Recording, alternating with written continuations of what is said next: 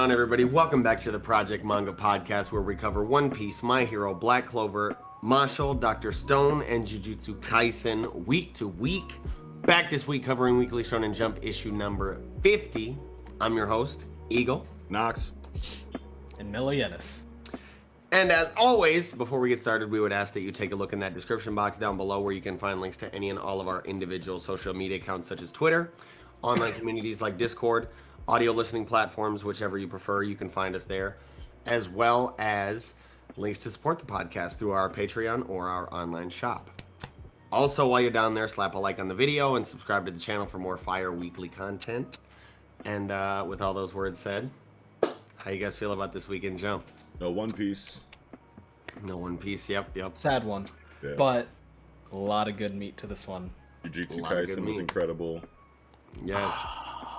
Oh, man. Well, with that being said, we might as well jump right into Jujutsu Kaisen, chapter 165, Tokyo number 1, Colony, part 5. And this was a big judgment chapter. Huge chapter. Oh, man. Anytime we start off with like narration text box, I'm like, all right, get ready because this shit's about to be heat. Yeah. Let's go. If it starts with narration, you're like, Gege's about to do it to us. For real, he's about to snap, bro. And boy, did he. Yeah. And this beginning narration we got about how like Higuruma being a prodigy in like law, and how a lot of his coworkers and like peers and shit referred to him as a genius, and that translated into like him really being prodigious in cursed energy and like cursed technique combat. Like he really acclimated to it super quickly and fucking just figured it out. And it was talking about how he like reverse engineered his understanding of cursed energy through some kind of process. Where did it talk about? Yeah, he reverse engineered from the expansion domain. Page 5. Yep, page 5. More narration, yeah. Through analyzing the curse technique that came by default with his domain, he learned the basics of barrier techniques. Then, by working backward from barrier techniques, he acquired an instinctive grasp of reinforcement techniques derived from cursed energy control. That was so gas, bro. Yeah. Under 2 weeks. Yeah. Under 2 weeks. Like, that is really some genius type shit. And Higuruma is a force to be reckoned with. Like, absolutely. I'm terrified. I mean, he fights analytically. Like he views like everything in front of him is just a problem, a puzzle to be solved.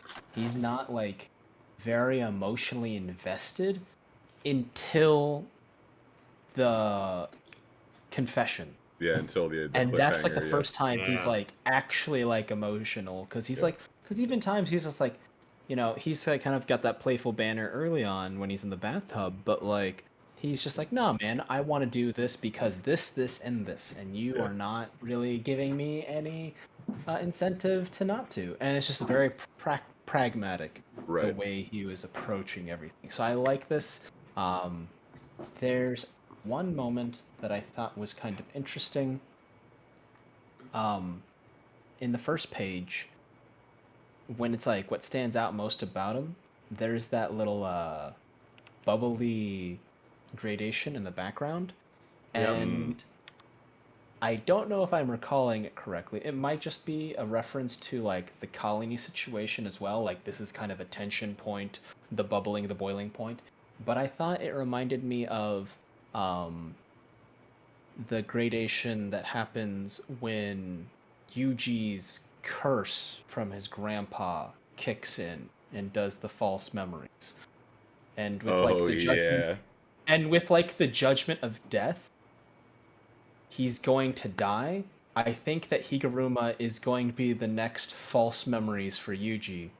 Because, what was it? You ask a person a question, he gives you a sincere answer, and then you kill him. Yes. Maybe not kill him, but no, I think you go for the kill, or you, like, hit him with some kind of crazy shit, Yeah, I honestly... what's it called? what the fuck word am I trying to think of? Where Conditions? it's like the conditions. Triggers, Yes, yeah. I'm so sorry. Jesus Yeah. Christ. The conditions that Nick had laid out in the past Yeah. were that, yeah, basically Yuji asks or is asked by someone a sincere question or asks them a sincere question, and a sincere answer is given, and that triggers the flashback. So, shit, Higuruma could already be going into flashback mode at the I end of this don't. chapter. I think it has to. They have to like bring him to the point of death, because his grandpa's curse was, when you die, I want you to be surrounded by friends. And so if he's not has any friends around him and has those two conditions met, where he has the answers, that person becomes his friend, so that Yuji doesn't die without Alone. surrounded by his friends, and that's the curse. That's kind of crazy Yeah. to think about. I- Honestly, that's insane. Yeah, That's nuts, I'm bro. excited. I'm stoked for Higuruma Buddy Cop. Yeah, I movie. was thinking of a couple different possibilities based on the cliffhanger, but like that was just so wildly outside of what I was even thinking about. If they bring that back right here, that's gonna be fucking nuts, bro. Yeah. Because then they have Higuruma on their side, and that would be a really interesting guy. Because he's not a shaman at all. Like, he's not a Yeah. sorcerer. He's just a dude. He's like, yeah, I know how to do things you do, but I'm not like bothered by the constraints that you guys are bothered by. Like, Right. Yeah, he's like, I'm chilling in this world. I can, impose the law, I'm chilling. That's Yeah. pretty crazy to think about because when I was looking at the cliffhanger of this chapter, not only was it just epic to read, I was like, holy shit, like what a way to go with it, because like it makes so much sense, you know what I mean? Like when it asked about the pachinko machine, like one of the first things that I or the pachinko parlor, one of the first things I asked, I was like, damn, I thought it was gonna be like, what's up with Shibuya? Like I thought like as soon as they got in the court, I thought it was gonna be like, all Yeah. right, so They you killed lowballed like me. 3,000 people a couple months ago, like let's talk about that, and then it just never happened. And then now it is, and it's like, okay, so now it's saying like guilty, confiscation, death penalty, which is a new reaction from Judge Man. Judge Man looks Yeah. pissed. The eyes are open. His eyes are open, actually like, it's open. Yeah. still on. Like, that shit is nuts. Yeah, it looks That's very angry. We haven't seen brutal. death penalty yet. Higuruma's reaction, was kind of like what made me think about a possibility that, because it's like if Judge Man is angry and wants to give him the death penalty right away, Yuji is being completely, like, yeah, I did that. You know what I mean? That was me. He tried to deny the pachinko machine or the pachinko parlor shit, and like really tried to figure out Judge Man and the domain and all of these things. And but then when it gets to this mass murder, he's like, oh yeah, that was me. You know what I mean? I'm not gonna lie. I'm not trying to deny That was it. on me. Yeah, and Yeah. Higuruma's reaction to that is like, okay, there's got to be more to this. At least in the way that I'm kind of like taking it is, why would Higuruma react in such a like soft way, like such a surprise like kind of way? If Almost like a shocked empathy. right, exactly. So I don't know. I mean, this is a new kind of domain. He's a prodigious talent. If he's so prodigious that he can reach like first grade sorcerer level in less than 2 weeks, like what other ways can he, I don't know, control or manipulate this like entirely new concept inside of domains that we just got a couple weeks ago or last week even, you know what I mean? So I'm sitting here going like, okay, Judge Man is like death penalty, let's get him out of here. Higuruma might go like, I don't know, step in some kind of way to where he wants to get to the bottom of it because he's actually a good lawyer and he's a defense attorney first and foremost. Anyway, I'm pretty sure, right? Yeah. Wasn't he Yeah, like a he is. defense Or was lawyer? he He a was he was a defense attorney / prosecutor, and his cases were like, this guy's guilty, he hurt people, he killed people, and the guy's like, I didn't, I swear I'm innocent. And then he succeeded, got the retrial, failed, and the guy hated him. And Yeah. I think that he's having flashbacks to that. I love the emotional groundwork that's been set up for this payoff. Right. I'm really excited for that. I think Higuruma throws like a curveball in this whole situation and just like opts to defend Yuji against Judge Man for the rest of this like domain activation, because like they have to reach certain conditions obviously to dispel the domain. I don't know if Higuruma can just say never mind, like no more, like fuck it, like I'm dispelling my domain, or if things actually have to play out the way or like a certain way inside of the domain, if he can't just dispel it because he wants to, then I can totally see him being like, okay, wait a minute, I think I want to defend Yuji now, because Yuji, I don't see Yuji going like, yo, it wasn't me, but I'll take the blame for it. He straight up says like, I'm not lying and I won't deny it here. So like, would he try to say it was Sukuna next chapter? I don't know, but I feel like something, yeah. I was just gonna say he'll probably just straight up take whatever, something that could happen in my mind to where like we get kind of a impetus towards some conversation between Higuruma and Yuji, is that he really does just stand there and plan on taking whatever, you know, penalty is coming his way, whether Judgment kind of goes like, ah! Next chapter, or Higuruma like starts to swing at him with the fucking thing and he like is just standing there like this. I can see Higuruma maybe like stopping shit right the second before he's actually going to get killed and like, okay, right, let's unpack this, like what really happened, because you seem really, I think he's thrown off by the sincerity, because he's probably seen a lot of killers. Yeah. And anytime you see like a mass murderer or like a serial killer, like they're really cold, and you probably don't get this level of like actual sincerity from them until they reach that point where they actually like get everything off their chest and confess.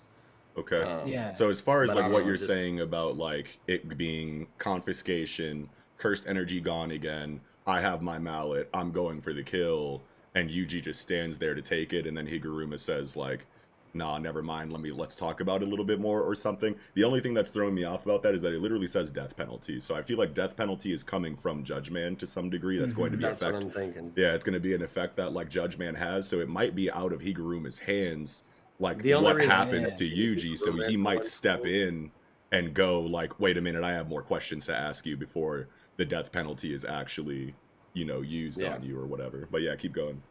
I kind of wanted to say the same thing, but like we also did get the dialogue from Higuruma saying that Judgment really isn't an offensive thing or ability, and it's more like Higuruma that does the offensive kind of end of things. But to his knowledge right now, but I also or up to can that point, see Judgment. Yeah, maybe he's never seen a death penalty. Exactly. Maybe he's never seen Judge Man just be pissed like this, like, and this is like a new area of the domain that he hasn't experienced before, and therefore has to, I don't know, learn about it with us. Yeah, you know what I mean.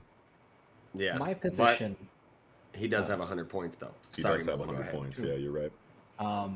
My position is that Higuruma is going to is like the hammer will like disappear, like change into like maybe like an executioner's axe or something like that, and he'll have to attack Yuji.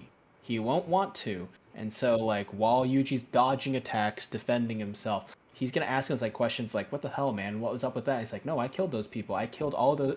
It's like I killed people. I killed a bunch of. It's like when I was possessed, all those humans died. When I was not possessed, I killed so many curses. All those people are done. Like, because like Yuji doesn't differentiate really with like the value of life of a curse and a human. So he believes that like as a sorcerer, as an exorcist, he is a mass murderer. Period. Yeah. And then I think having that conversation while defending himself, while Higuruma is kind of forced to carry out the death penalty as a newer thing, he can say, I declare the last thing a mistrial, we have more evidence, and initiate a third stage of Judge Man. That could be interesting. But then, who's going to be the prosecutor? Because the judge can't do it. So they might have a thing where like Yuji is like, no, I deserve this thing, and Higuruma's like, no, because of this evidence, you don't. Like, yeah, I think at some point inside, because he hasn't even used the evidence yet, they haven't even reviewed it. Judge Man just went straight to confiscation, death penalty. Who knows what Higuruma has to do after that before anything else can happen, if anything. This might be entirely out of his control and just like running the course of the rules of this new kind of domain that we're not used to yet, and neither is he. So like, just going back to what we were saying about maybe even Higuruma doesn't know what the next leg of this courtroom session is. Like that, I could totally see it being like, okay, well, wait a minute, like we need more information. Let's review this evidence. Let's talk about it a little bit more. Like we were fighting before, but like now, like my old lawyer instincts are kicking in, and I feel like there's someone in front of me that needs to be defended. And he might like just go, you know, Yeah. full lawyer mode for Yuji in that Yeah. way, which would be crazy for his character, for both of their characters. They'll have like a huge conversation about it potentially if it does go that way. And that'll be massive in the writing for both characters if it happens like that. I hope Yeah. so. I really hope so. Like, Either That's that what I know. or what you were saying earlier, Mello, that mind-blowing shit about like the fucking brother curse shit like could go into effect too. Yeah. And like that would be wild as fuck, bro. Like I don't know what would be crazier or cooler. I have no Oh idea. man, but- it'd be weird if he had like this memory of like winning a court case and Yuji's the defendant, and he's like, "Hey, thank you. I owe you so much." And that one pivotal point, like, right? Like he was Yeah. soured on the whole legal system over a series of disappointments. And Right. that one was like the big one. So to have that reversal, it might change his entire outlook on life. Like, Plus, like if he always loses the cases where he's defending like these criminals that he was positive were innocent or whatever, he probably like is thinking about all the L's he's racked up trying to defend people.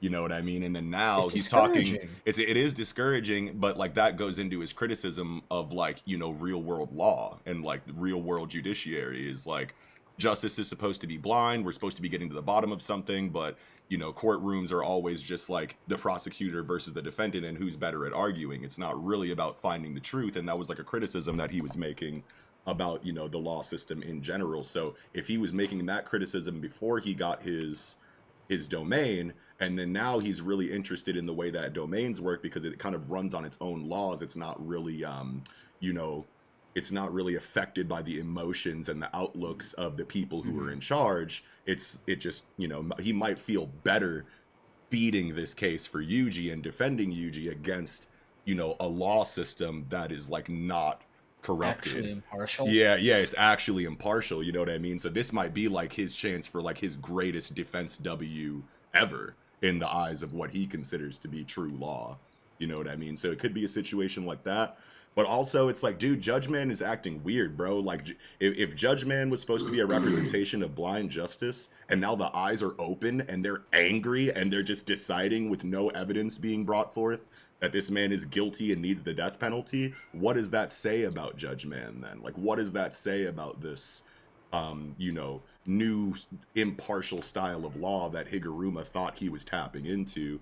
You know what I mean? Like, this Well- could all be just Well, I feel like- entirely new to him, and he's like just as surprised as all of us. You know what I mean? Doesn't Judgment know the evidence?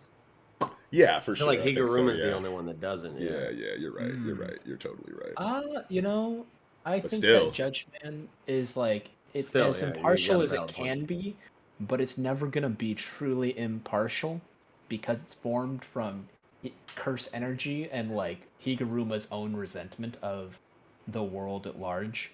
Like, And the justice system. yeah, so like he's always gonna have his own biases and like influences, prejudices. So I feel like regardless, that's always gonna be baked in, especially to a curse, something that is born of malice. But if it's based on like cursed energy, like if the evidence comes from like just the interaction of cursed energy between the person who's being accused and the accuser, which is like Judge Man or like Higuruma or whatever, all of this information has to come from their cursed energy clashing in some kind of way, whether where the evidence is like literally just transcribed and like translated from cursed energy, or if your cursed energy linking with Higuruma's is what allows Judge Man to read your mind and pull the evidence from you or whatever, Yeah. just based on like your memory or something like that, Yeah. then it's like Judge Man has to know that it was Sukuna and not Yuji. You know what I mean? So like it's kind of confusing to think about how it works like on like a technical like logistic level, Yeah. right? Because like where does the evidence come from? You know, Yeah. is like the real question, because if it comes from memory of the accused, then it'll be able to read the mind and see that, you know, Yuji wasn't in control of his body when all of those people were murdered in Shibuya. And if it just comes from, you know, a literal translation of what your cursed energy says, like once it comes in contact with Judge Man or Higuruma, then like it'll just show Yuji and Sukuna's cursed energy together as one, probably. And then that's why they're like, you did it, you know what I mean, or whatever. It doesn't differentiate between Sukuna and Yuji. So like that's like a big question. Me. Yeah. Signed Sukuna. yeah, or so, yeah, you know what I mean. So it's like it's a crazy situation right now. It's like wild to think about, but I really like the brother. Curse theory. I think that would be crazy to see that activate. It could be both things, you know what I mean? It could literally be both things where Higuruma's like, wait a minute, I know Judge Man wants you to get this death penalty real quick, but I feel like we got more to talk about. Hold on, like, you know, like I could just see it happening either of those ways or both. So I'm excited as fuck. Oh, I hope it's both now. Yeah, or both. Yeah, I like that. Yeah. I like that a lot. Yeah. I mean, I feel like either way, Higuruma becomes an ally. Just based off of like his reaction to Yuji's confession. Like that's like all that I'm going. Like Judge Man is mad, not Higuruma. You know what I mean? Like Higuruma looks like he's ready to hear more. You know what I mean? He looks like he's ready to get to the bottom of it. You know what I mean? So I think that just leads into, you know, an ally kind of situation. But oh man, at the end of it, yeah. I just think it's interesting because like Higuruma is like so unemotional because like on page 13. When he's like fighting Yuji, he's like incredible. It's like I'm fighting an unbreakable doll. Like for him, life's a game. Like a little bit. It's the way he like I don't know. I think he's emotionally distancing himself from like all his problems by viewing the world as puzzles and toys and stuff. Yeah, and he's killed a bunch of people too. So it's like he's used to fighting people that are resisting the entire way, talking shit, trying to kill him. Yuji has really just been trying to kind of like get away from him. So like. I don't know. He's probably looking at the like. It's like I'm fighting an unbreakable doll. I totally see what you're talking about as far as like how he thinks that like life kind of like seems like a game. But Yuji is like showing multiple times throughout this confrontation that he is a completely different individual than anyone that Higuruma has kind of like ran into so far. You know what I mean? So like all of that together is probably like forcing some kind of change in Higuruma's character and bringing him out of that like critical thinking, you know, computer emotionless kind of like brooding individual back to a compassionate individual. And he's probably through Yuji starting to remember why he became a lawyer in the first place.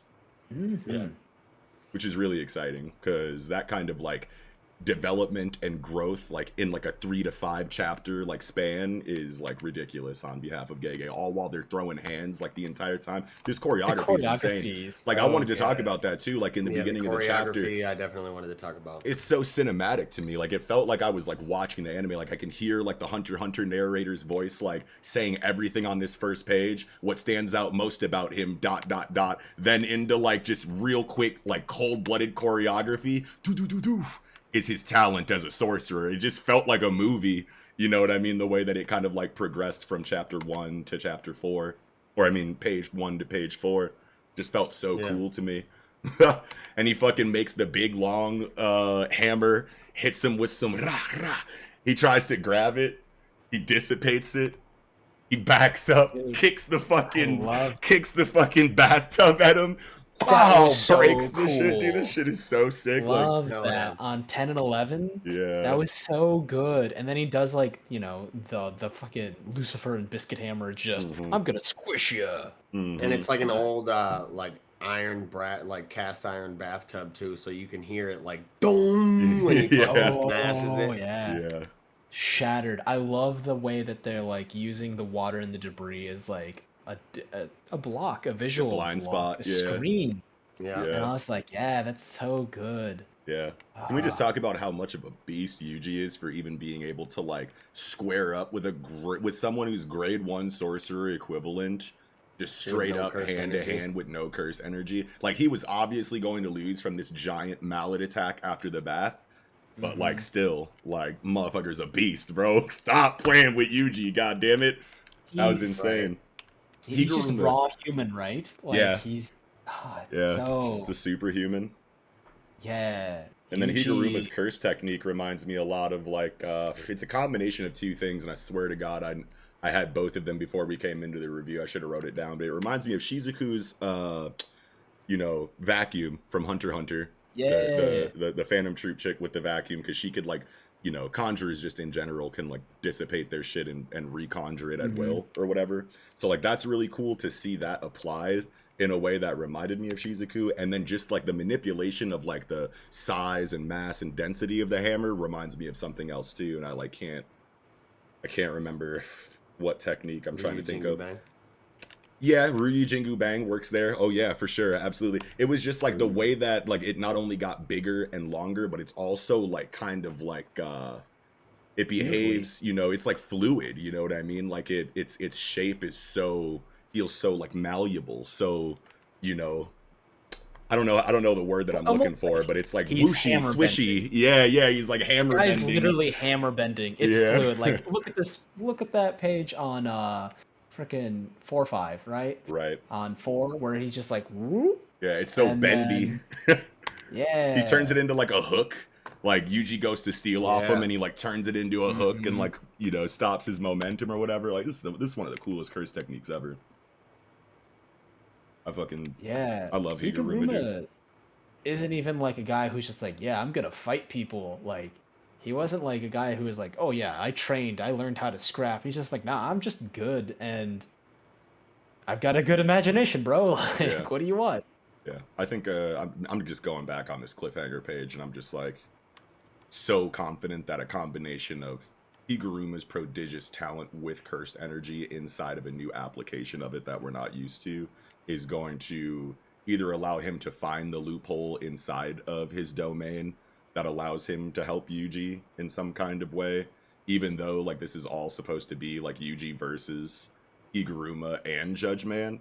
I feel like there's Mhm. going to be some kind of crazy technical trick that's going to be pulled that allows Higuruma to defend Yuji from Judge Man. That's what I want to see the most. I feel like that would be so crazy. And then it ends with like a brotherly love thing or something like that, whatever. Yeah. Yeah, I I think think that would I'd be love to see wild. like a 2-page spread where it's like Yuji, Higuruma, and Higuruma's facing away towards Judge Man and like being the wall between him and Yuji. Like, I want to see that splash moment where he's like, I declare this a mistrial. Yeah. Something like that. I don't know. I didn't watch enough Murdoch as a child, okay? I don't know. Yeah. I think that's about all I had for Jujutsu Kaisen this week. Yeah, I'm good on Jujutsu for sure. Great conversation, you guys. Oh, yeah. Well, with that, I think we can go ahead and jump right into chapter 218 of Dr. Stone, World Wide Web. Oh, nice. and Okay, you actually said the words. I thought you were just gonna do www, and I was gonna I was gonna ad lib World Wide Web, but you did, yeah. So This I is would where just the like to Mega say Man that I villains did call, it wasn't a hard call, but I did call them just like putting giant spools of fucking wire on the Perseus ships. You and, did like, say running them that. from I country really to country. did. I did. I was firmly in the satellite camp, and I was totally wrong. Yeah, I was like, there's no way they're doing that when they just made satellites, and you were spot on, dude. Good job. I forgot about that. You're like, nah. Hell yeah. I wasn't So I was hyped about that in expecting- my reaction. I was like, hey. Oh, But- nice. Yeah, I wasn't ready for it to, kind of be the way that they did it, though. You know what I mean? Like they're going for this Tochu tea. We get this great history, lesson on Tochu tea and whatnot or whatever, and how it works with this leaf and like this weird rubber. I don't even know what the fuck you call this shit. Sticky, stretchy stuff, as Chrome says. Elaster? Elaster, there we go. I know that they say it somewhere in the chapter, but yeah, I wasn't ready for it to be all that. Like, I'm sitting here thinking they're actually gonna have they made a bunch of fucking cables or like wire. Or wait, didn't they actually even? No, they totally did. Still, they took that stuff and then made the cable and then dragged it from one place to Yeah. another. Still, The okay. Eucomia elaster is elastometer. Yeah, No, elastomer. Elastomer. yeah, like a polymer. yep. Yes, exactly. It's like a layer in the wiring that Is a conductor for like electricity and like it isn't defeated by water. Yeah. Yeah, I like it Fire. because I know that like if you have like coiled up wiring next to like active electronics, they will like magnetize themselves, and then once the coil is like magnetized, it'll start affecting the thing that magnetized it. Oh. So like I was working for the shop, the back of house to build Mhm. stuff for like theater props and Mhm. stuff. Mhm. And so like he was like, hey man, you need to keep your wiring and all these things separate because let's get a meg done. So I don't Right, know, right. man, there's a lot of equipment and we're on a Yeah. budget. Like, come on. Yeah. Yeah, Riichiro Inagaki even says in his author's comment for the week, he says the first underwater cable was made in the mid 19th century. Damn. Yeah, he said he Wow. even says like it's surprising how old that technology actually is. Like that surprised me. Like when I read that shit too, I was like, holy shit. Mid 19th century. Wild. Yeah. Where do you find the author's notes on the website? I don't see them on the website. I usually just get them You just from look like 'em the up? I get them from Twitter. the unofficial Jump Twitter. Yeah. Yeah. I don't know where they be finding that shit, but it's a great resource. I thought that was so cool. There was a moment where I thought they were using coconuts as buoys for their things, and I was like, nah, that doesn't make sense. But coconuts will eventually biodegrade in the water. Hmm. And, Oh, you're talking about on page 10? Mm-hmm. Yeah, what are those, I Yeah, wonder? they're just regular buoys. They're probably made out of metal and like sealant and air. Because Hmm. at this point, they are able to fabricate satellites and all the contents for those undersea cables, etc. So Yeah. like, they're fine. Usually they do a pretty good job of like, if they're going to make a point to focus on a specific area of the science that they're implementing, they usually do a good job to like put in a note or put in a dialogue bubble that says like what that thing is. Unless we've already like seen these buoys before, then they probably wouldn't need a reason to. I feel like they still might do it, but that was just weird that like we just see the buoys kind of like floating there and then there's just no comment about where they came from or like what they're being Yeah. used for. It's obvious what they're being used for. I'm just like Yeah. thinking about how they just always say something, I want to say, or I want I to feel like thought I it remember. was the coconuts because they were in the background of like the top of the page. Right. So like, hey, we're here. There's a bunch of coconuts. We're gonna use them. Mm-hmm. Also, get coffee. Like, Yeah, also good Yeah. coffee. I wonder why they would like. I mean, it seems pretty fairly obvious. You wouldn't even need them to like say this is how you make a buoy, really. Yeah. But I yeah. wonder if they want the cords to drop or they want the cords to float. I think what 'Cause they wanted initially in the is first panel using- of the cords, it's dropping Where on what? on page 8 for me. The Oh double yeah, spread, yeah, 8 and yeah. 9. It's dropping, and then in the next page, and it even looks like it's got those buoys up there. Like if you look in that bottom right panel of 8, you can see those little dots up above the line. Yeah, so those are the buoys making it float, and then anything past the buoys is just like falling because they don't need that part of the cord to float or something. I don't know. Maybe it's just to make sure honestly- that like while it's unraveling, it doesn't get caught on anything. So you want to I make sure thought that it it's was a floating secondary closer cord. to the apparatus, huh? I thought it was a secondary cord to act as sort of like a visual marker. They're like, okay, Where it's at. this is where it is in the ocean. We're not gonna go like fish around for it twice. Sure, Like, sure. I mean, space travel's easy. Submarines are hard. Like, we Yeah, still haven't usually- explored most of the ocean. Usually there'd just be like a die, like yeah, we built the buoys out of this. We got these materials from like this last like plot point. You know what I mean? You guys remember when we made this? Well, we just like recycled that and then made the buoys out of that. You usually get dialogue like that. Oh, we're dumb as hell. You can see in the big panel of the double spread, you can see it is a secondary cable that's like kind of wrapped around the main cable, just to separate and act as a visual, Oh, like Mel was damn. saying, indicator of where it is. Yeah, you're totally Nice. right, bro. And you There can are- see the other spool kind of up above the main lead, Yeah, that's right. like behind the dude in the black jumpsuit to the Yep. right of the dude in the white one. Yep, I see it. I see it. Girl. All right, we Perfect. got to the bottom of it. Undersea cables acquired. Yeah. Yes. Yeah, it's fire. Man, seeing this double spread of them all connected and having like a Zoom call was like so like yeah. goosebumpy. Yeah. Hit me. I was like, oh, I was waiting for like when I first started Dr. Stone and they said what the goal was to bring everything back to like whatever. One of the first things you ask is like, when are they gonna have smartphones again? When are they gonna have the internet? You know what I mean? When are they gonna be able to FaceTime and shit? Like when is all that coming back? Yeah. And it's just like, damn. And here's this bread. we got legit Albert Einstein here on page 12 and 13, Straight the double spread. up. And I wonder if Yeah. these are some other like super famous, like well known in Neil deGrasse scientists Tyson. or inventors. Yeah, I was thinking Neil Neil deGrasse deGrasse Tyson Tyson right for there. that one. Yeah. Oh, really? I mean, that's just the first thing that came to. Maybe it's me, but I just don't know of any other black physicists that are like popular enough. I mean, to his put... build looks a little different to me, but it does, yeah. But like, hey, Yeah. you never know like how that's going to be represented. You know what I mean? Like, Yeah. it's all caricatures at the end of the day. You know what I mean? He's probably got I don't know who Buddy with the rosary is. Yeah, know who that would be. honestly, it seemed like a combo of like the going away team that came back to Earth. So I wondered if he was like a descendant, a Stone Age, sure. like Chrome, like a Stone Age engineer. Oh yeah, like earlier Stone Age Chrome. Yeah. Yeah. Oh, so wow. It's just like another guy who's like adapted to city living. He's like, yeah, I've got a good head for engineering. What do you want? Like, Yeah. I thought that was just so wild, and I think that like especially because of the pandemic for all of us, and like how we record the show is very much through conference calls. So like Right. that really hit close to home for me, like that double spread, and I was like, man, they made it. Yeah, they did it. They're here. They made it. Okay, cool. They're here. Like Yeah. they've reached to us at this point as readers. And I love how there's always so much more to do after you hit like a crazy milestone. Like Riichiro is like so thorough with like the progression of the scientific application of what they're trying to achieve, like as far as inventions go.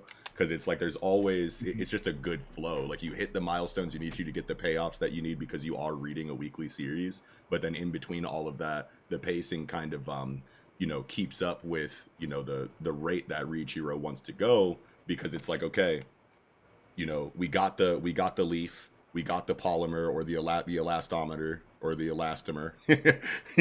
We got that, you know what I mean? And then it's applied in a way that gives us, very quickly we get this Zoom call, and then immediately goes into, well, that's not enough, because now that we're all connected, we got to find out how to get these schematics done in a way that we can all see and reference, you know what I mean? So that we can, corroborate each other's notes and make sure there's no like missing math or missing like info or anything like that. And the way that they do that is with this gaps. like this crazy like light, he basically made a stylus or whatever, and he's got like an iPad now, screen sharing. Yeah, I love that with the metal plate and like the early e-paper. I was like, oh, that's cool, man. Yeah, and they achieved all of this in one chapter, so it kind of goes against what I was saying about like the pacing being like slow and fast at the same time. But basically what I was getting at is that like even though they achieved huge milestones, like multiple things were achieved in this chapter that seemed pretty massive, I could still see there being like 2 to 4 more chapters of getting this like ready to go and applied in a way so that'll allow them to blast off.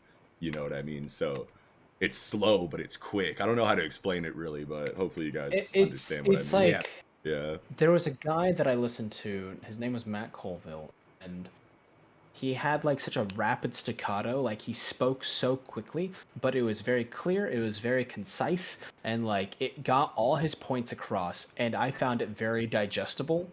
And so I feel like Dr. Stone has like the media speed equivalent of that, where it's just like boom, boom, boom, boom, boom, boom, all somehow at a digestible pace. So I'm just like, all right, let's go. Let's eat 12 White Castle burgers. Boom, boom, boom, boom. Let's go. Like.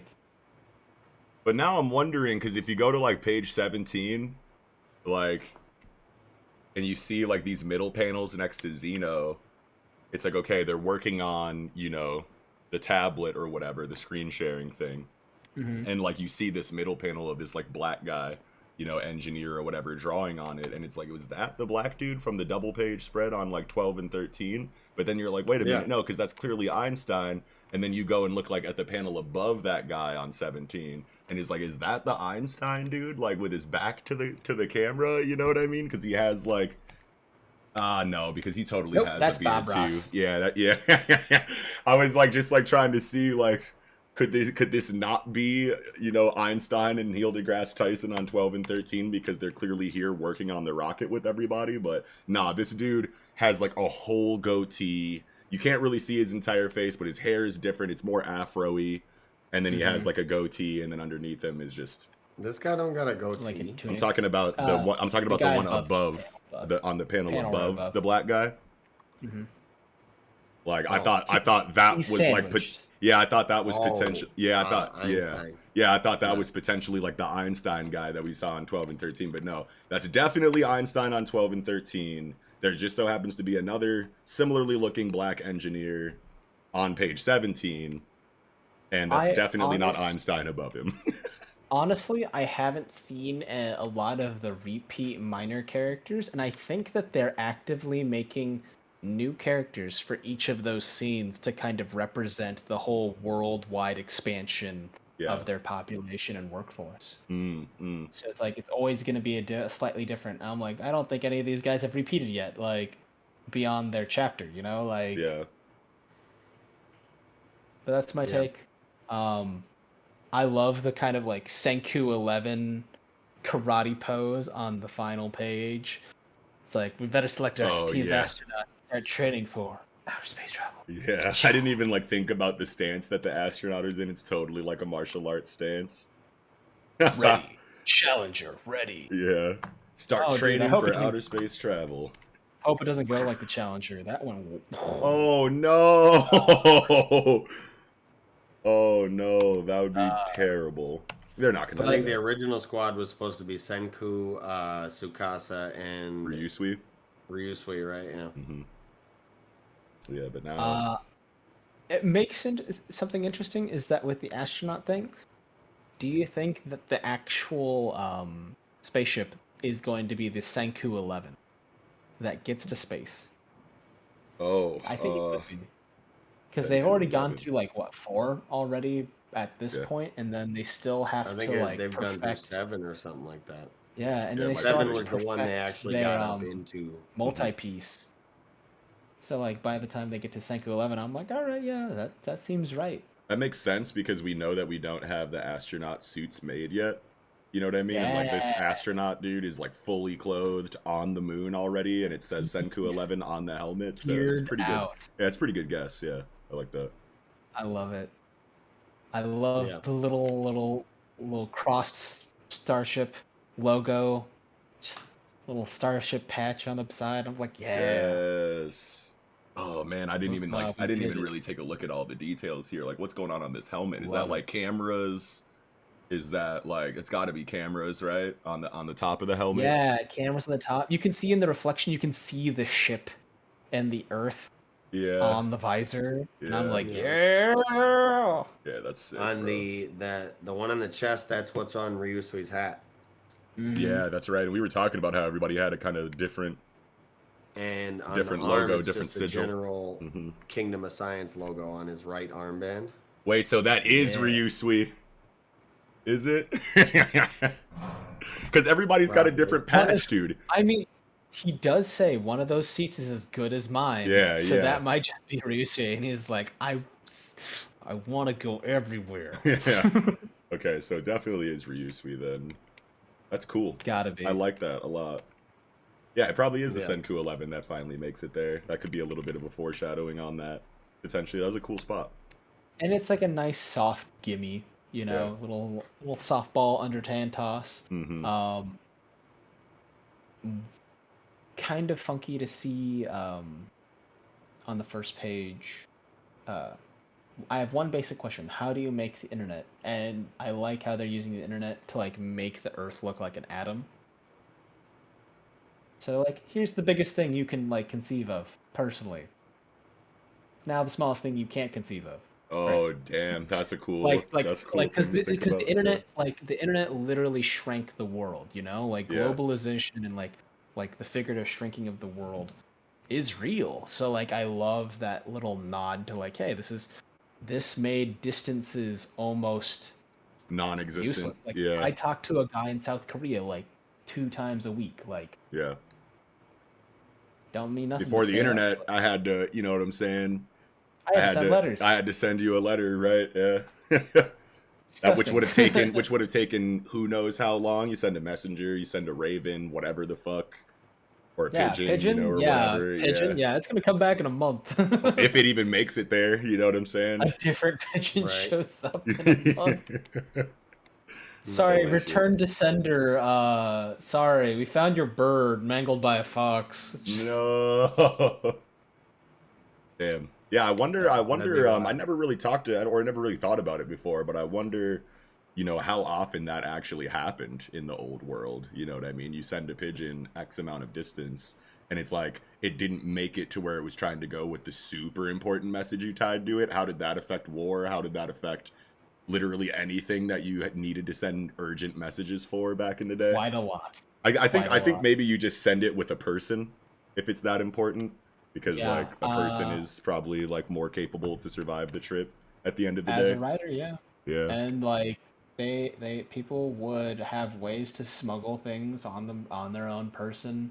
I know back in like as early as the Cold War, right? Yeah. Around that era, they had a guy who was just like, yeah, um, you're a disgusting French guy who can like eat anything. Can you eat like this wooden box with a message inside it and then regurgitate it later? And he did. He got caught though. Wait a minute. I think I know exactly who you're Yeah, talking about. He's Monsieur like, Mangetot. The guy yo. ate a horse. Guy ate a horse. Eventually got like condemned to life because he ate like a child. Yeah, he was just eating anything. He just couldn't stop eating shit, and everyone he turned into like a circus, like a freak show He was a kind of thing circus where freak. everyone was He just ate bringing him garbage shit to. for a He's like, living. yeah, it's like eat this, like for entertainment type shit. Yeah, I remember that guy, He'd eat bro. like tin cans and everything. Yeah. Yeah, That was wild. yeah, that's insane. And that's called the price of communication. His name was Terrare, is the one that I'm. Yeah, Yeah, French Monsieur French Terrare. showman. Yeah, Terrare. Oh man, the medical marvel who could eat anything. I was literally just watching a YouTube video a couple months ago about the history of this dude specifically. That's crazy that you just Guys, brought that up. beastly. Hell yeah.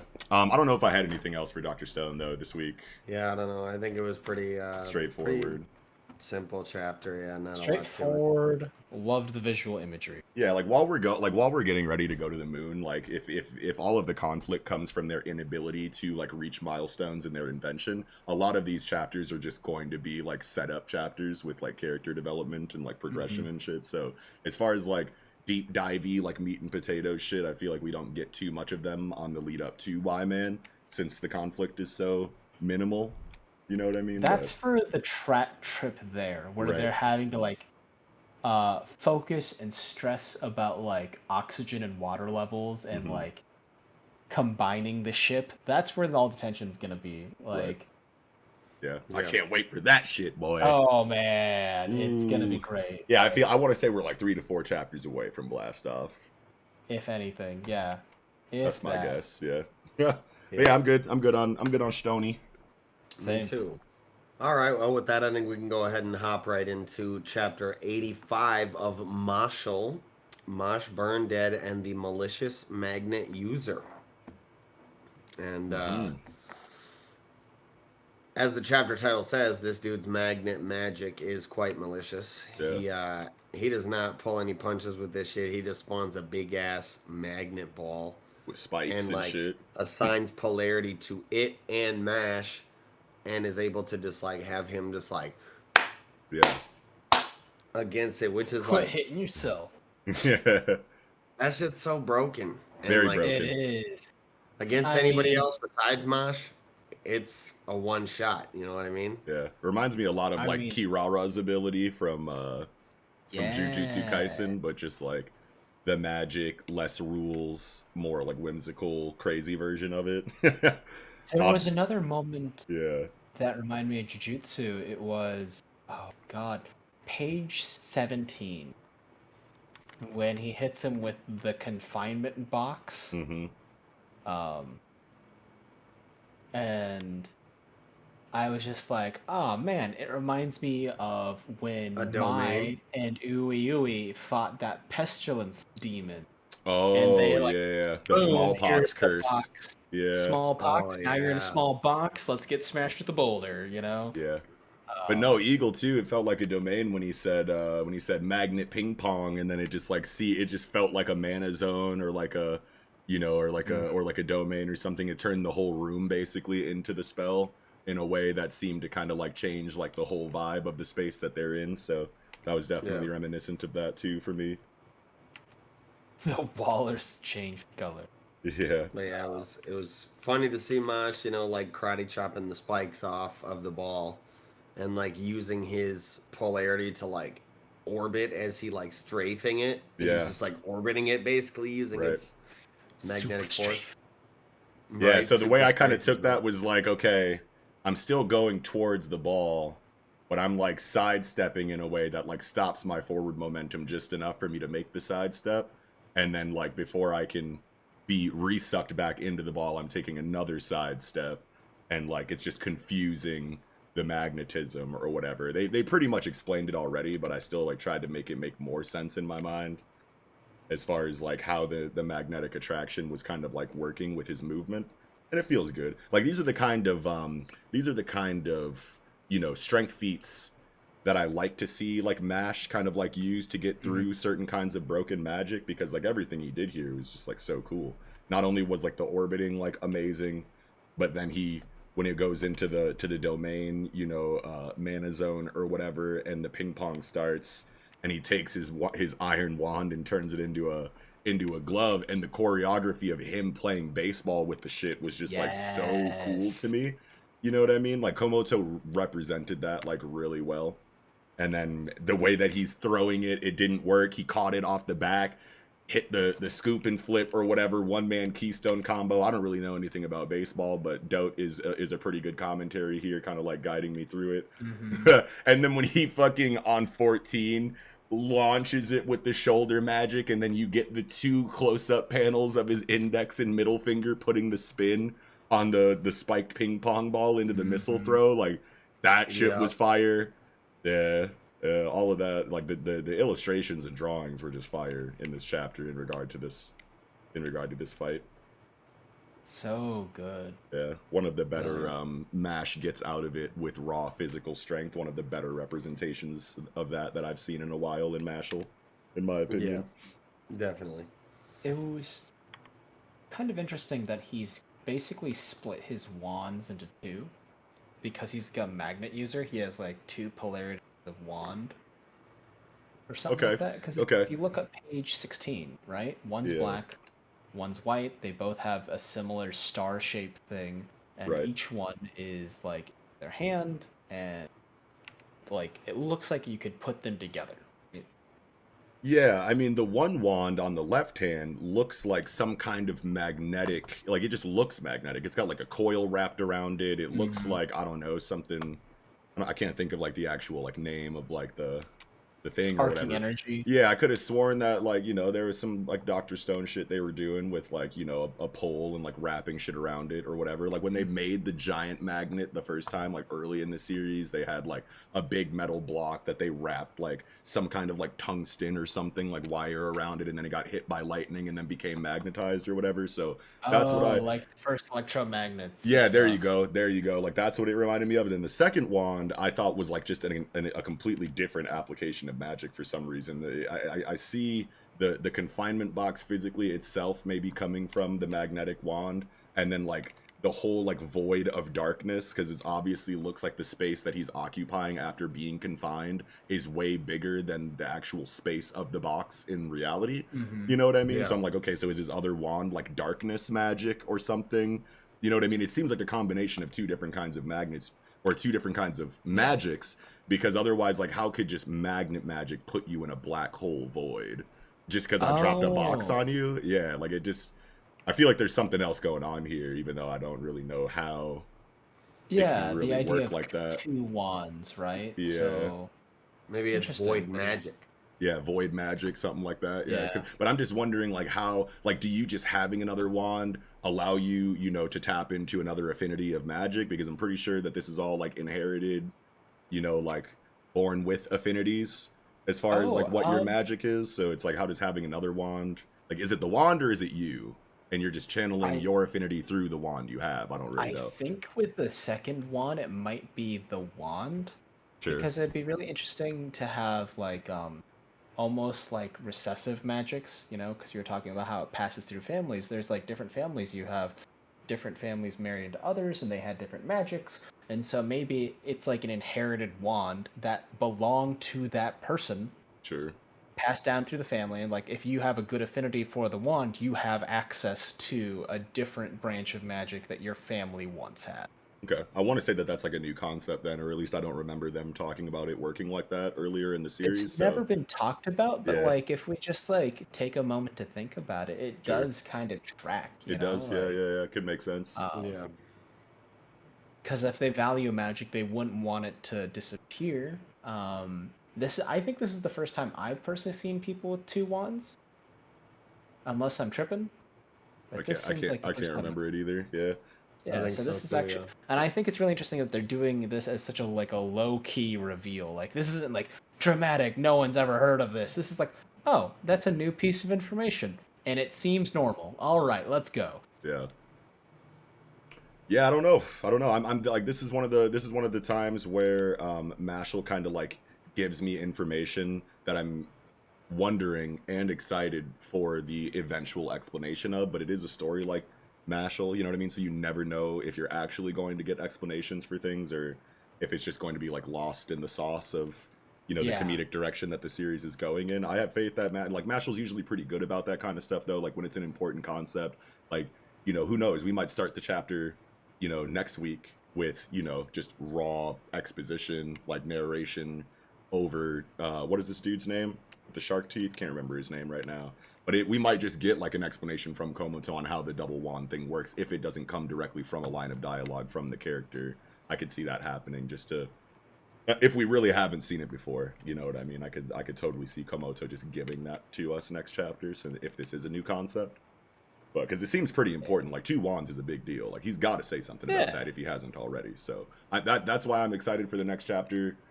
For the first time outside of just like raw like combat choreography and just seeing what happens at the end of the chapter against who they're fighting. Like I want them to dive a little bit deeper into like conceptual stuff, you know what I mean? Because that's where all the conversation comes from inside of Mashle, I want to Yeah. say. How does the magic function? Right.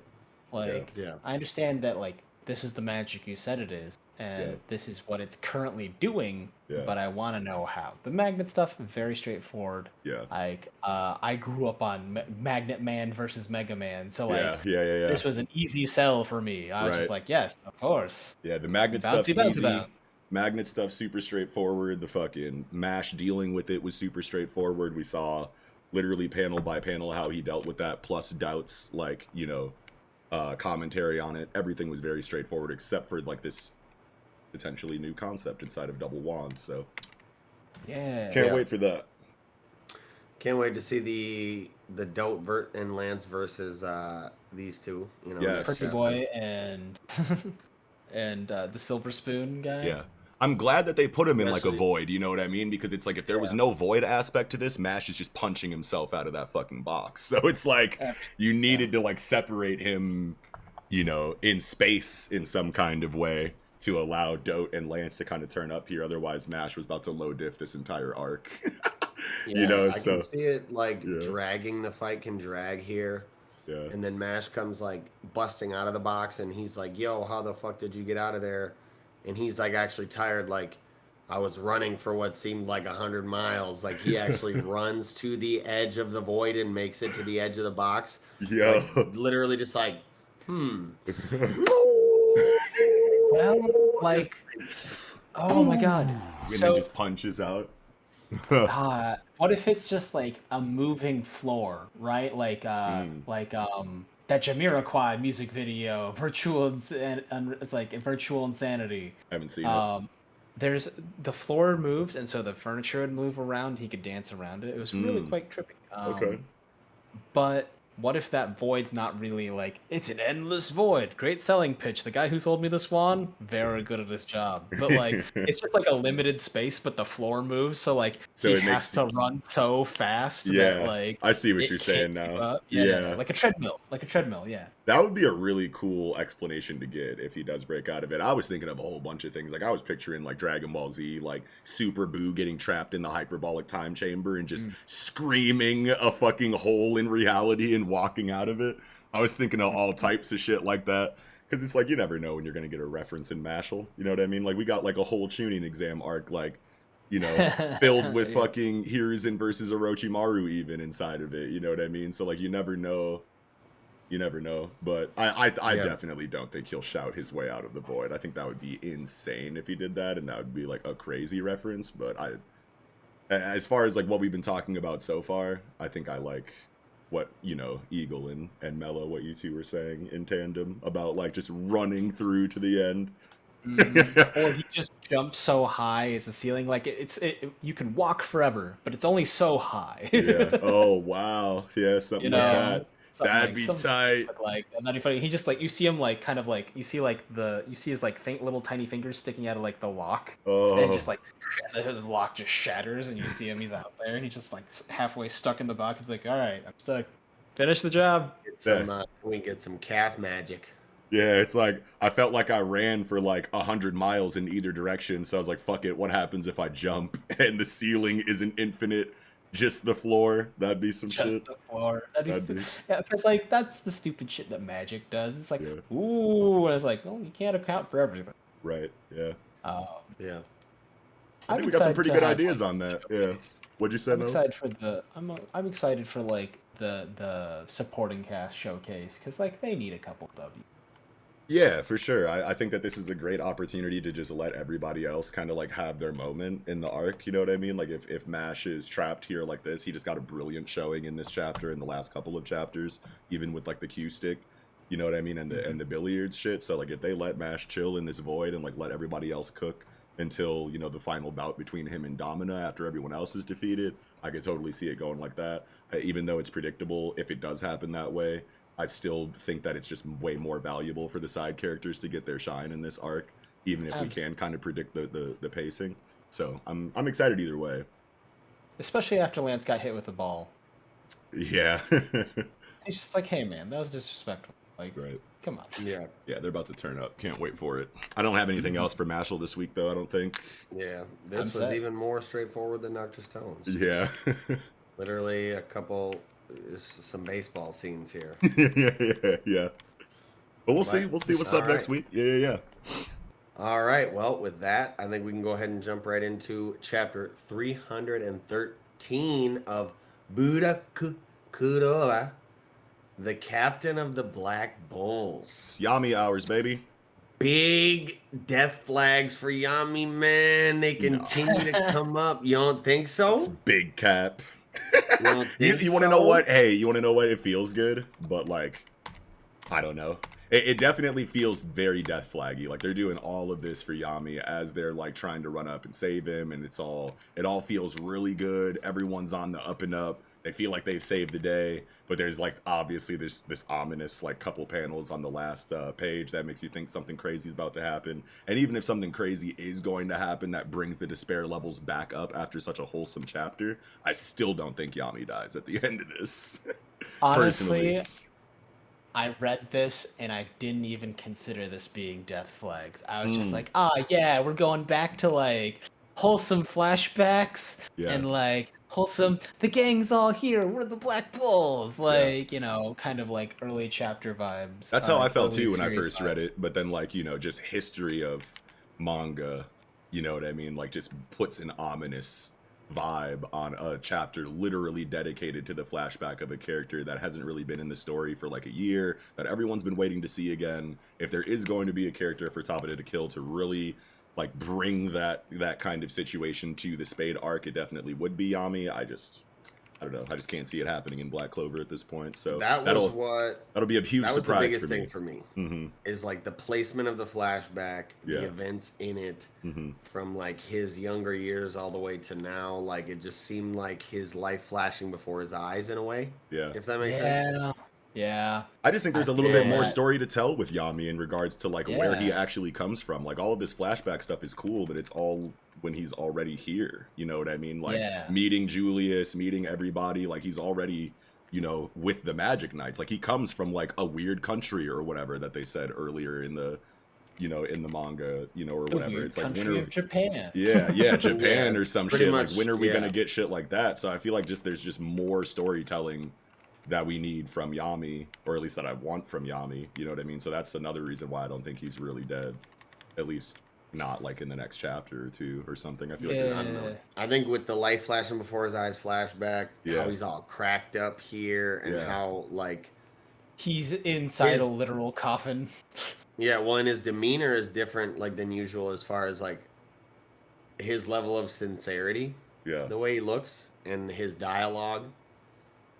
Yeah. I don't know. It just seems to me like I don't know. This shit just opened up obviously at the end. Here, just to jump to the end. You know, we're kind of bouncing around here. We jumped right to the end, really. But Yeah.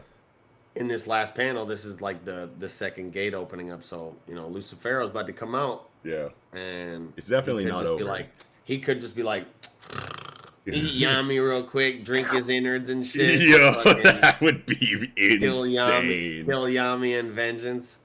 I don't know.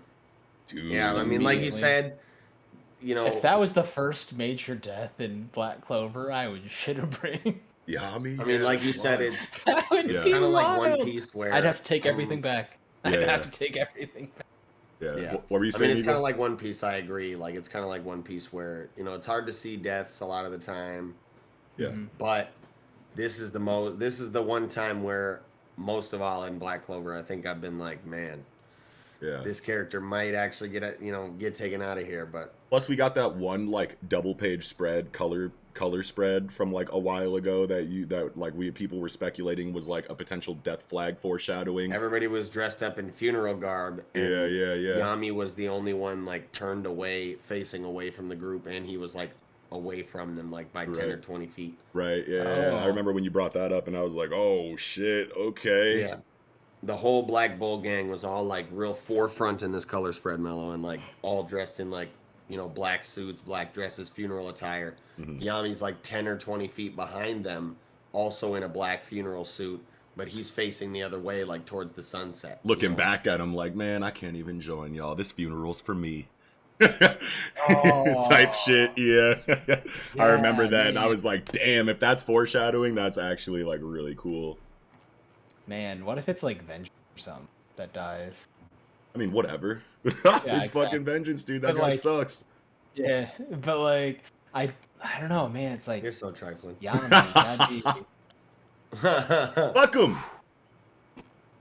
I definitely don't do- want Yami to die. I don't, and I don't want it to sound like I think Yami should die in order for, you know, the storytelling to be better or anything. but I feel Yeah, I just think I think it's definitely makes sense after a chapter like this, especially, you know, referencing the double page spread potential foreshadowing that we were just kind of talking about. I just really just can't see Topsha You've- doing it. You know you've what I mean? really sold me. I would like to see it. I Oh, think it'd be sure. very interesting, but Yeah. I don't know if it's gonna happen. Yeah. I'd be like, damn, he really did that.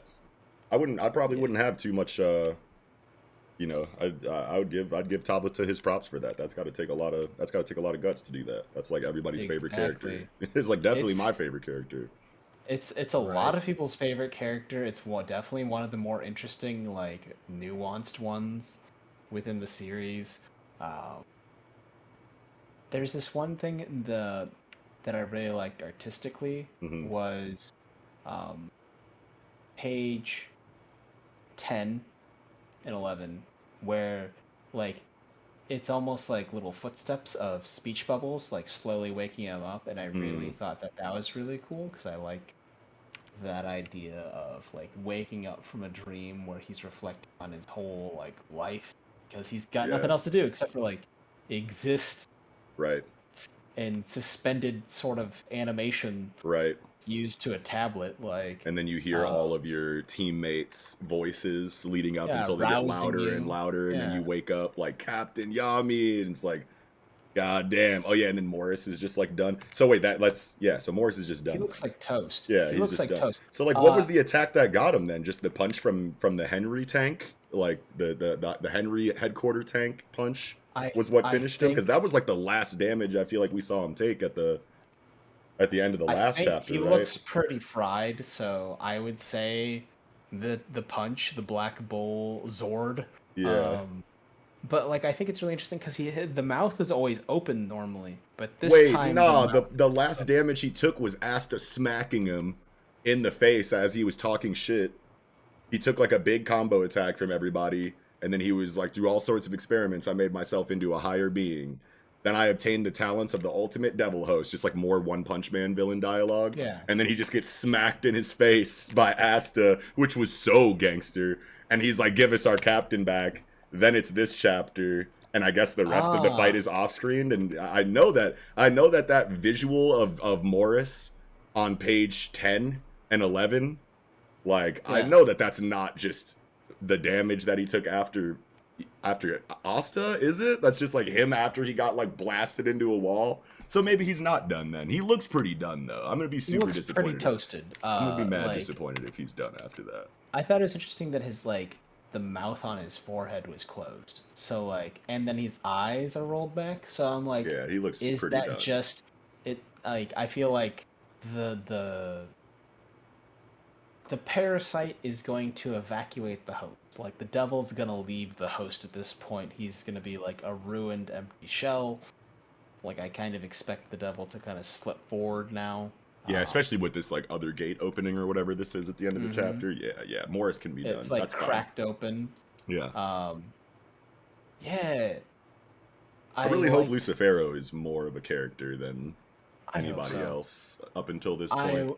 If they've been saving him for the end, like that's got to be where all like the passion and the precision in the writing has got to be. I want to assume, but I don't know. We got literally like 8 One Punch Man villains in a row in this arc, like, so I wonder what his devil power is, and like they've already covered a lot of like it's gravity things that would be like obviously. Oh, is it more gravity? I'm pretty sure. Yeah, I'm pretty sure that's what they said. That's the power he's been giving everybody. Yeah, right. Dante and Morris. Yeah. Oh well, shit! I hope he creates like black holes then.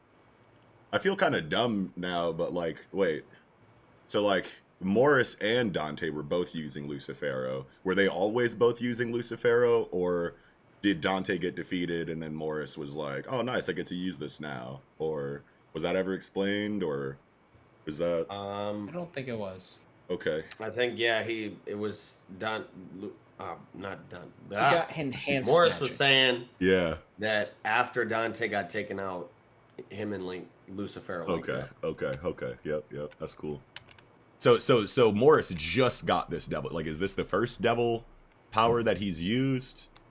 It seems like he's been kind of like brooding in the background, like on some other shit. Like he always had like devil power in the tuck, you know what I mean, or something like that. And it's like if he always was confident in like his devil host combination leading up to this final fight, and he just got the power from Lucifero like right after Dante was beat, like I don't know, 10-15 minutes ago. That's just like he's got a lot of unwarranted confidence. Yeah, I mean whatever. Right.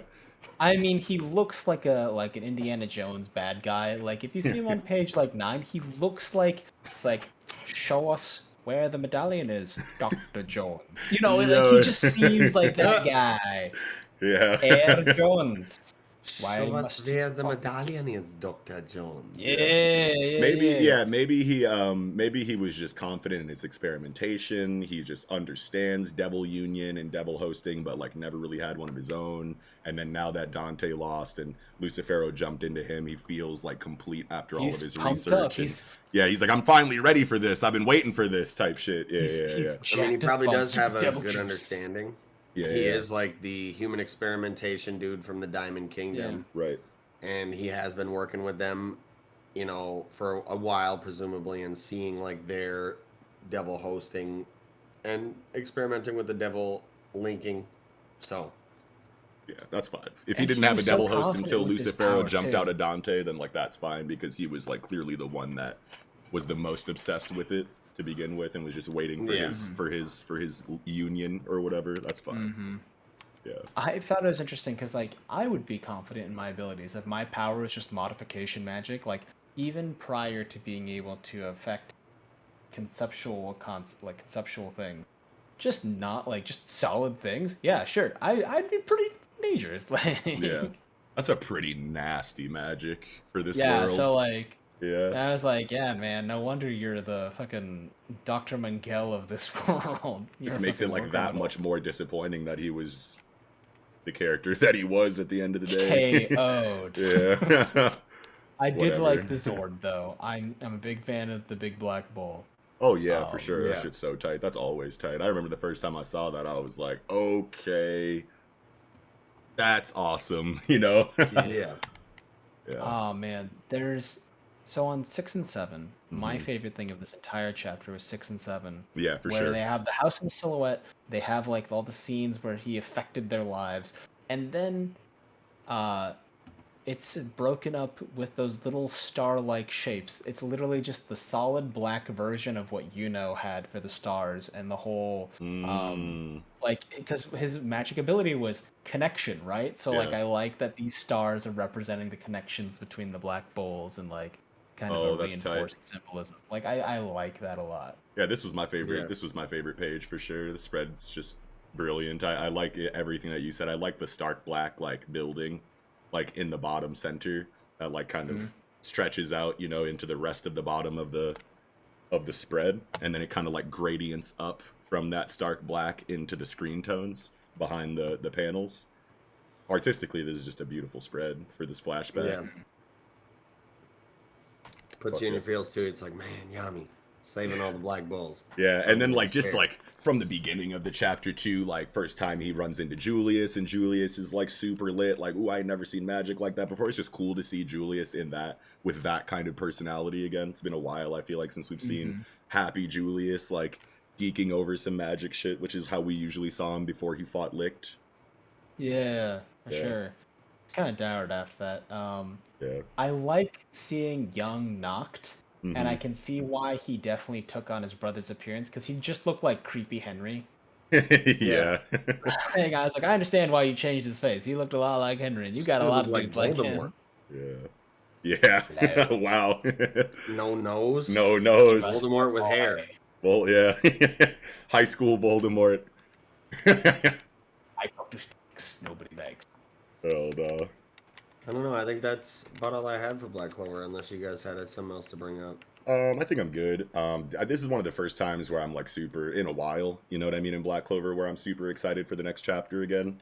Everything else, like kind of like leading up to this, has just been like, okay, how many times is Tabata going to like repeat like the same narrative points throughout the course of this conflict? But this seems like some new shit. You know what I mean? So I'm excited for what's going to happen next. It's either going to be like something insanely drastic, like what Eagle was saying earlier in the review, where everyone's lit, like, we're back with Yami, like going for the We hug. got And you. then the gate opens up and he just gets sucked lifted up and all of his magic sucked out and he's just dead. That would be like the wildest shit ever in Black Clover. But That'd be It's like as the gates are opening up, Vengeance and Yami just get like they like shrivel up like raisins. You know what I mean? yeah, dude, that would be the craziest shit I think I ever seen. Just because of how unexpected it is in a story like Black Clover. But I'm pretty confident. I'm sticking to my guns. I think the gate opens up. I think it's like this drastic situation, but motherfuckers still just don't die, and they still have to Yeah. deal with Lucifero in some kind of wild way. But they still just come Oh, out man. fully intact at the end. I think I'm gonna stay by that. But I feel like they're gonna maybe if Morris has survives past this, they could always do this thing like your devil has left into our is getting into our world. He doesn't need you anymore. Also, undo the thing or we'll kill you. yeah. Like have that kind of thing. I feel like that might be Undo a thing. the thing, or I'll kill you. Undo the thing or I'll kill you. You want your Yeah. fucking kneecap? But yeah, I'm good Yeah. on BC. Yeah. All right. Well, with that, I think we can go ahead and get into chapter 333 of My Hero Academia, last chapter of the night. Spectre. Such a good chapter. Oh my god. This chapter was nuts, bro. I'm glad we're finishing on this one. Yeah. I'm so juiced about this episode. Hell yeah. How do you Okay. feel? What's good? Oh my god. I really like kind of this overarching thing where she is doing kind of like I love that she used her power in a way that I couldn't predict, right? Yeah, that was we like had the this- major one. Yeah. That was Yeah. huge. We all predicted it's like, oh, she's gonna preserve her power, and she's like, no, I'm gonna create a Pyrrhic victory.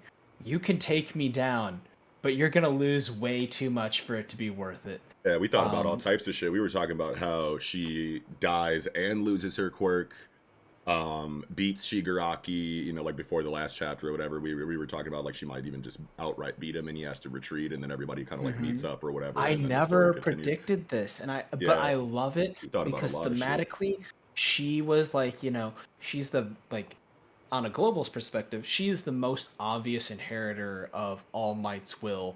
All Might, he views himself as like a hero. He viewed himself as dead, but he's like, I'm still a person. You know,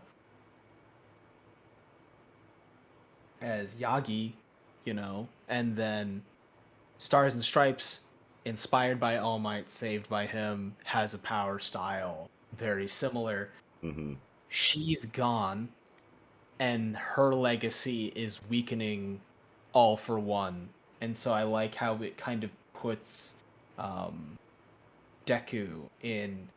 This is truly the last successor of All Might. Mm. Yes.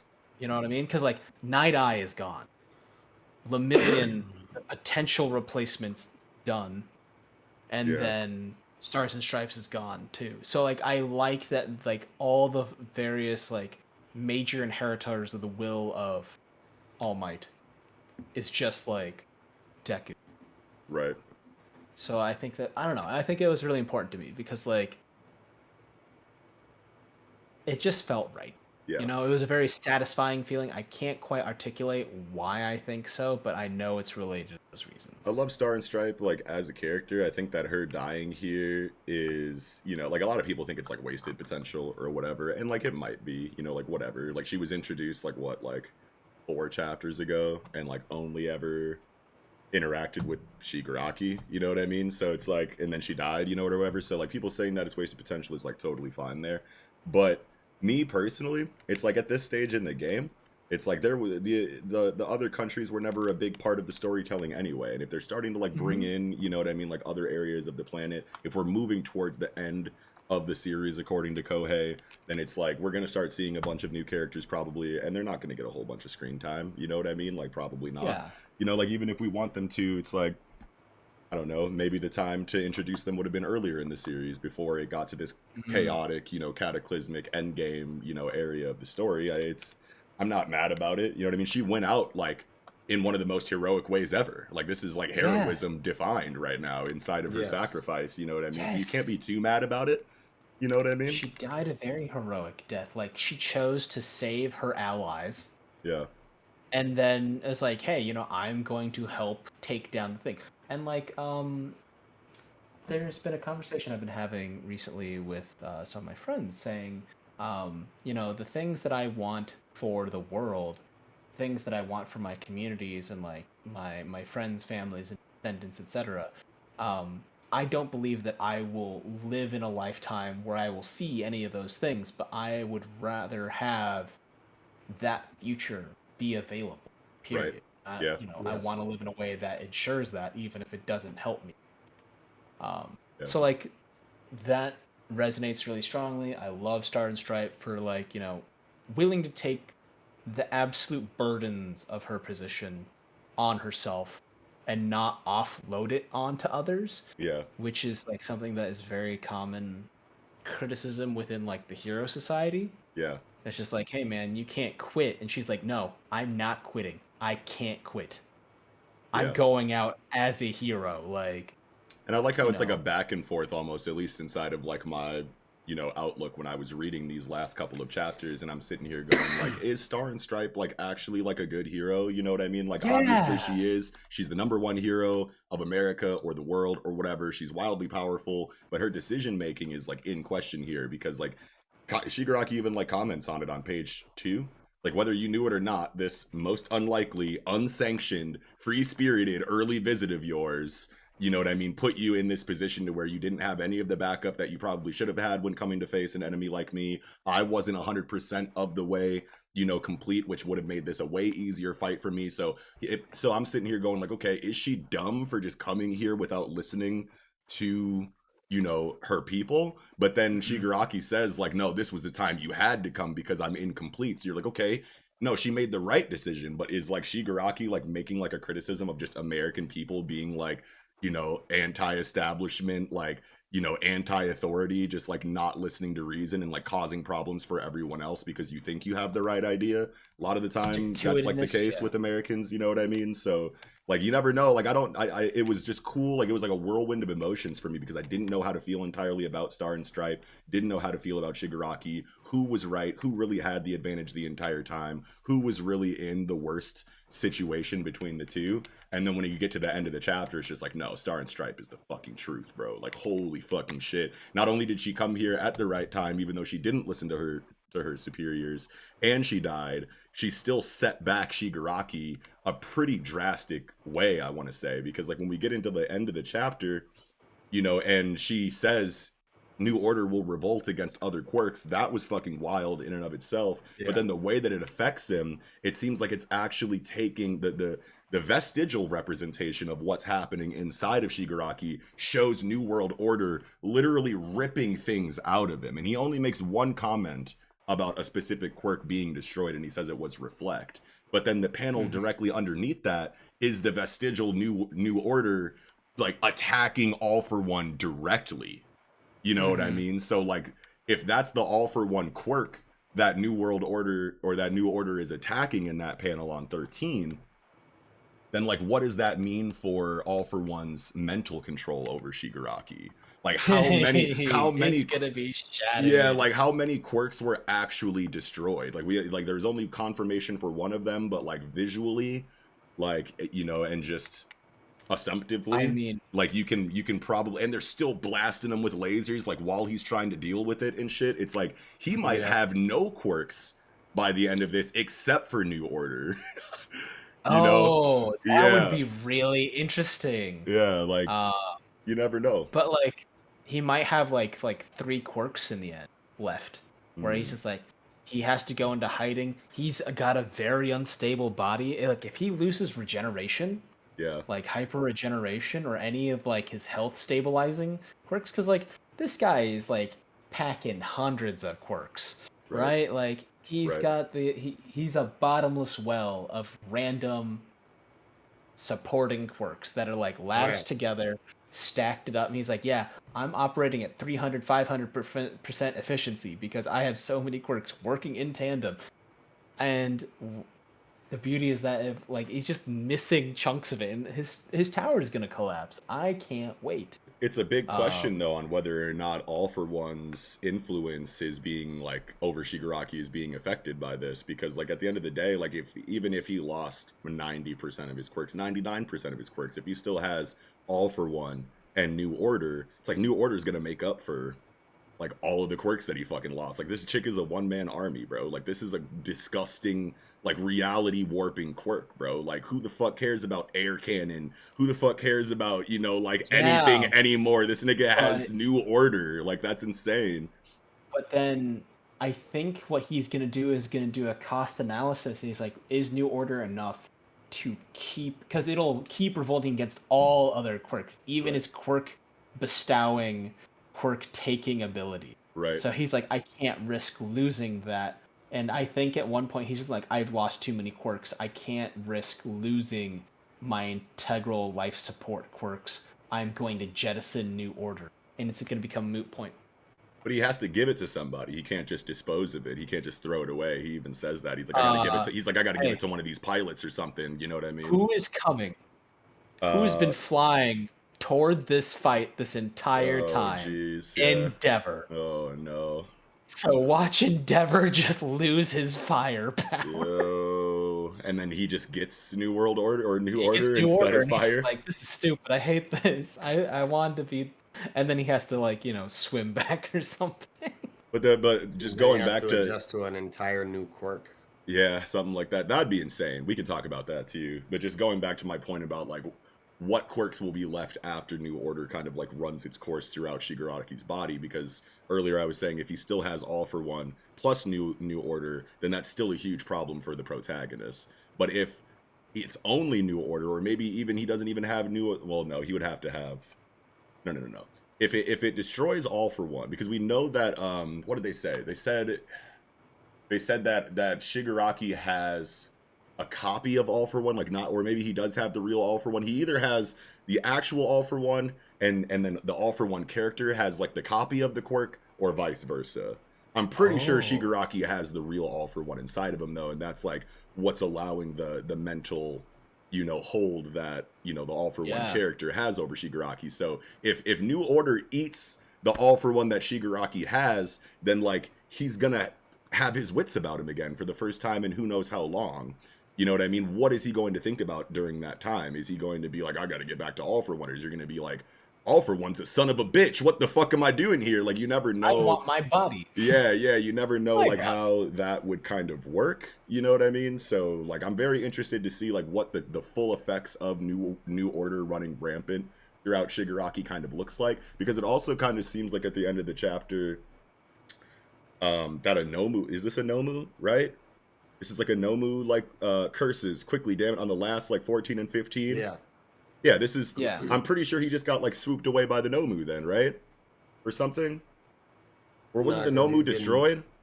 No. He's getting blasted by the, lasers. Right, but then, like, what's this, like, bat-winged thing, like, above the laser fire? That's the Nomu, right? The Nomu's, like, coming in to save his bacon.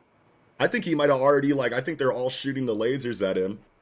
And they're all meeting at a certain point, but then Shigaraki was already just swooped away by the Nomu, and he's flying away from the lasers right now. At least that, I don't know, it could be something like that.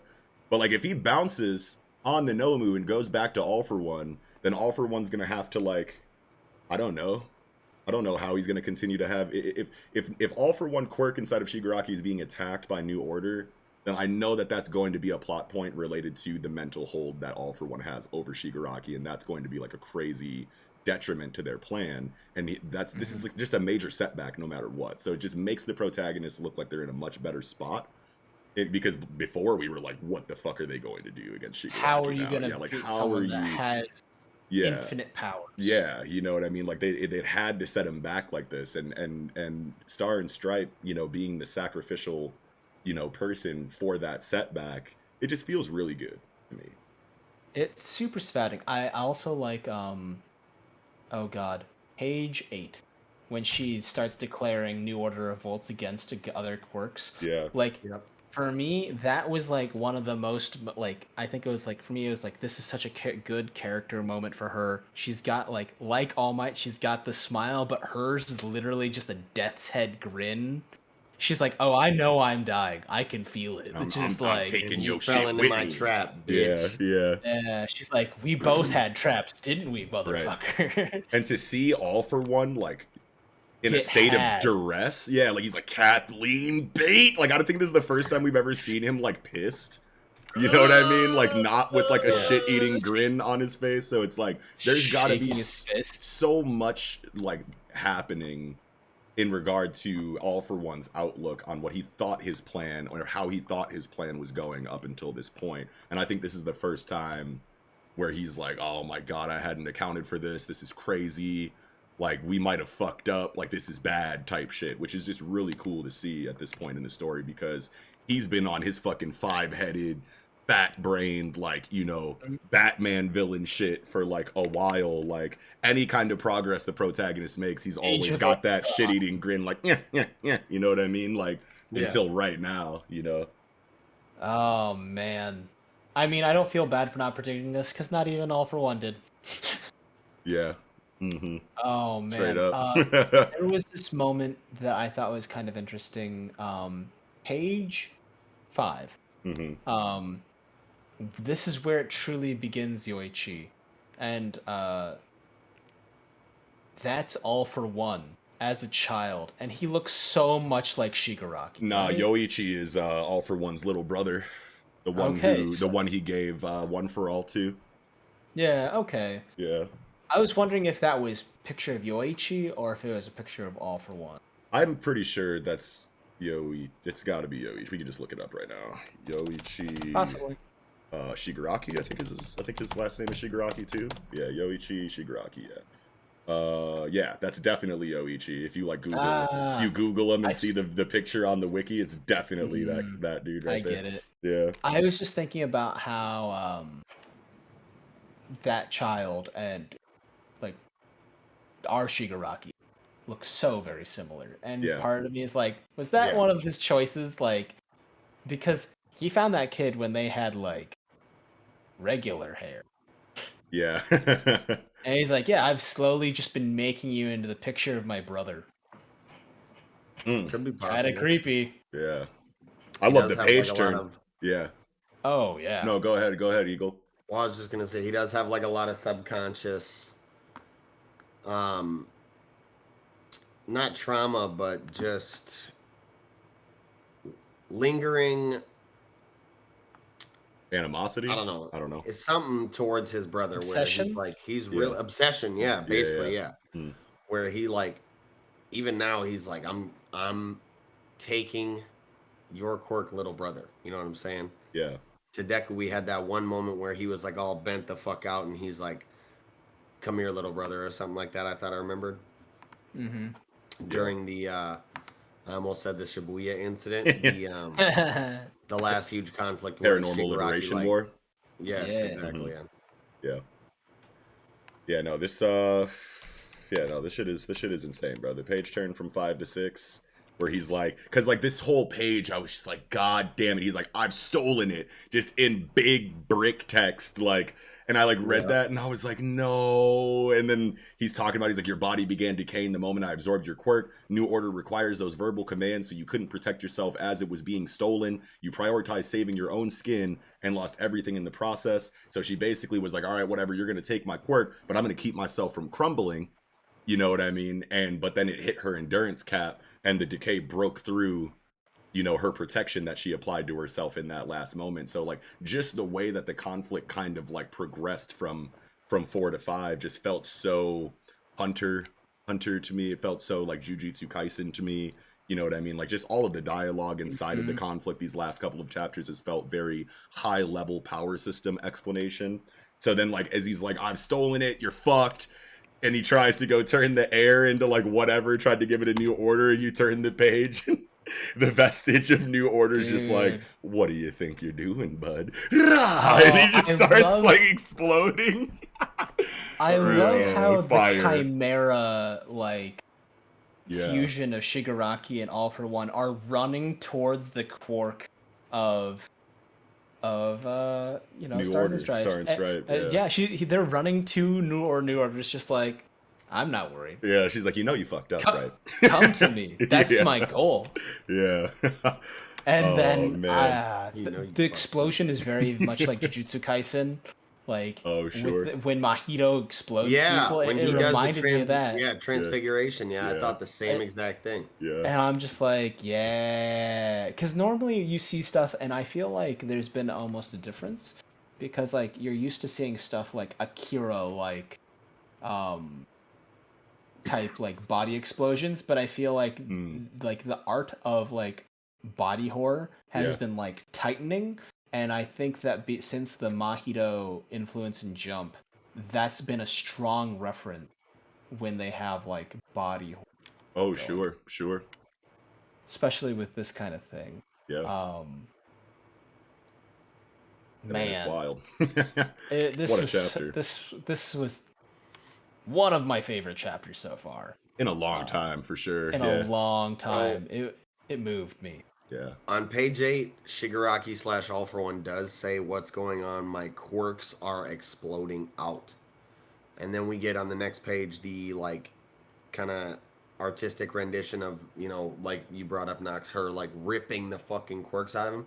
Mm-hmm. I think he definitely could be, like, losing quirks by the minute. Yeah, like, left and right. Like, I feel like it's going to eat through, like, most of his fucking quirks, if not all of them. I mean, he's exploding multiple places at once. He might be losing a quirk per second. Right, like he's got no one to give him to too. Like if he doesn't give this fucking quirk away, like even if he's escaping right now on the Nomu, like he's still got to get back to base. The New Order's gonna keep fucking him up the entire time unless he gives the quirk to the Nomu.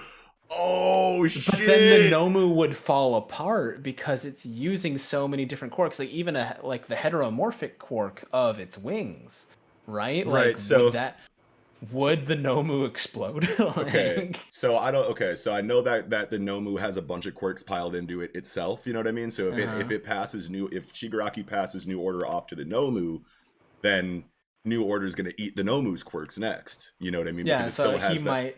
Or would it?